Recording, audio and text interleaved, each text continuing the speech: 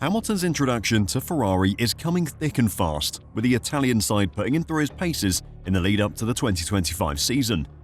With Ferrari at the peak of their powers at the end of the 2024 season, the Scudderia will be targeting a World Championship in 2025, and having Hamilton firing on all cylinders will be essential to that.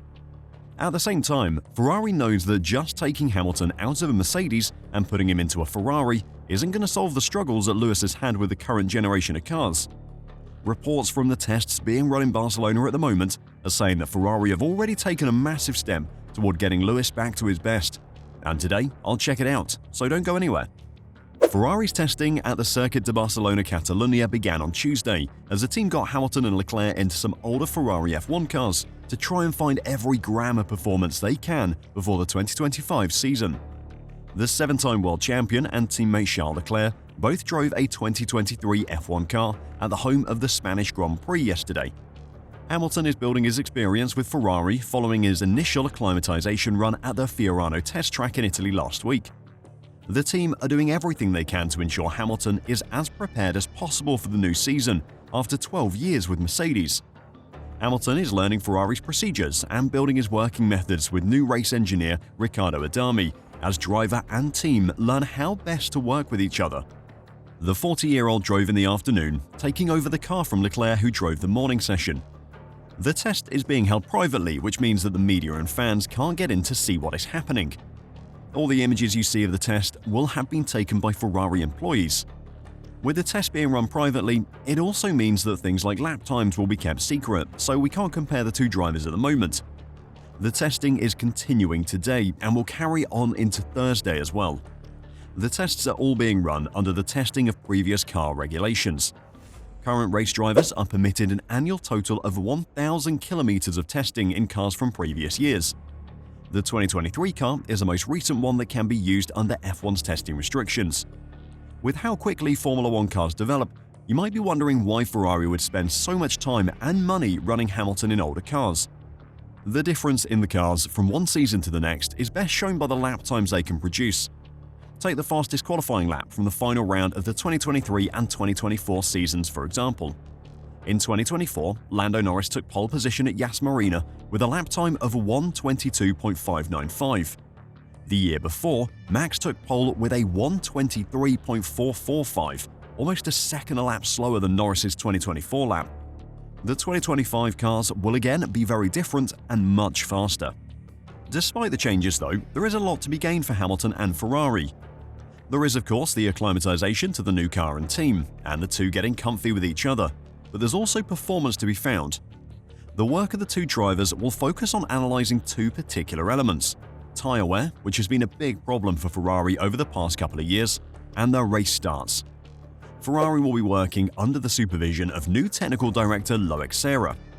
In 2019, Serra was promoted to performance director at Mercedes, and his role involved working with tyres, suspension, aerodynamics, and power unit experts to ensure the various characteristics worked toward an overall package that was both fast and reliable. He'll be bringing those expertise and his experience working with Hamilton to Barcelona to try and work out what has been going wrong with the Ferrari tyres. Although the tyres used during the test will not be the same as the ones that will be raced, which are expected to be less sensitive to overheating, the team still hopes to make progress in that area. Making gains in this area is particularly important with Hamilton coming on board. A big issue that Hamilton faced with the current generation of Mercedes cars is a lack of faith in the rear end.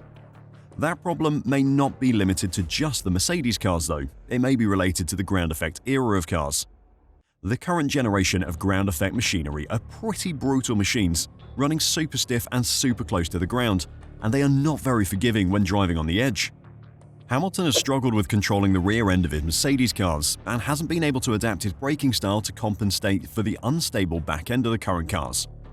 When a driver has a lack of confidence in the back end, meaning they're less committed when braking, turning, and getting on the power out of a corner, it can unsettle the car due to the backing out of the throttle or brake. That causes the back end to slide, which then overheats the tyres, making them more prone to slide, which then adds more temperature to them. So what starts out as a small issue can quickly manifest itself into something bigger and can make two nearly identical cars vastly different in how they develop over a race stint. Before I talk about how Ferrari are trying to address Hamilton's struggles from his time at Mercedes, if you enjoy the content we make and want to catch some more daily F1 news in the run-up to the 2025 season, then please press the like button and subscribe to F1 Reverse. After 3 years of bringing you all the news in Formula 1, we're closing in on 100,000 subscribers, which is incredible, so thank you to everyone who's been a part of that. So as I said, a lot of Hamilton's problems with the Mercedes cars of the ground effect era have come from his lack of confidence in the rear end of the car.